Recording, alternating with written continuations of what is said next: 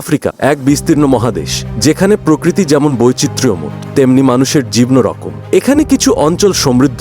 আফ্রিকার দরিদ্র গ্রামগুলোর মানুষের জীবন সত্যিই কঠিন, কিন্তু তার মাঝেও রটেছে সংগ্রাম, আশার আলো আর একে অপরের প্রতি অকৃত্রিম ভালোবাসা। বিশুদ্ধ পানি এখানে বিলাসিতা। প্রতিদিন কয়েক মাইল হাঁটতে হয় শুধু একটু পানি সংগ্রহের জন্য। খাদ্য সংকট তাদের সবচেয়ে বোধ সমস্যা। অনেক শিশু অপুষ্টিতে ভুগছে, কারণ প্রতিদিন পর্যাপ্ত খাবার জোটানো তাদের জন্য। কাসাভা বা স্থানীয় কিছু শস্য খাঁট যা পুষ্টির ঘাটতি পূরণ করতে পারে না। কখনো কখনো বন্য প্রাণী শিকার করে খাবার মেলে, তবে সেটাও নিয়মিত সম্ভব হয় না।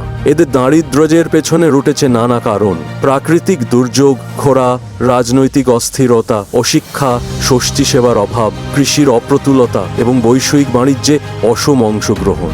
এইসব কারণে এদের জীবন এক চরম কষ্টের চক্রে আটকে গেছে। খাবার নেই, পানি নেই, ঠিকমতো শস্যসভা নেই। তারপরও প্রতিদিন তারা নতুন দিনের অপেক্ষা থাকে। এই গ্রামের শিশুদের অধিকাংশই শিক্ষার সুযোগ পান না, কারণ তাদের ছোট থেকেই পরিবারের জন্য কাজ করতে হয়। কেউ মাঠে কাজ করবে, কেউ বা পানি আনতে মাইলের ওপর মাইল হাঁটে, কেউ আবার ছোট ব্যবসার সাহায্য করে। তবু কিছু শিশু আছে যারা বই হাতে নিলেও সমটের অভাবে ঠিকমতো। তারা সকাল থেকে রাত পর্যন্ত কাজ করে, রান্না করা, পানি আনা, শিশুদের দেখাশোনা করা, ক্ষেতের কাজ করা, সবকিছুই তাদের দারিদ্র্যের মধ্যে পড়ে। অনেক সময় তাদের পর্যাপ্ত স্বাস্থ্যসেবা না থাকার প্রসবকালীন জটিলতার অনেক মায়ের মৃত্যু হয়। গ্রামের মানুষদের বেশিরভাগই সাধারণ অসুখে মারা যায়, কারণ তাদের কাছে ওষুধ নেই, ডাক্তার নেই। কেউ অসুস্থ হলে তাকে অনেক দূরের শহরে নিতে হয়, যেখানে পরিচয়তে অনেক সময় লেগে যায়। অনেক সময় হাসপাতালে পৌঁছানোর আগেই রোগীর মৃত্যু হয়। আফ্রিকার এই প্রত্যন্ত গ্রামে জীবন সহজ নয়। প্রতিটি দিন এখানে বেঁচে থাকার নতুন এক যুদ্ধ। খাবার, পানি, শিক্ষা সবকিছুর জন্য সংগ্রাম করতে হতে। তবে এইসব কষ্টের মাঝেও আশা আছে।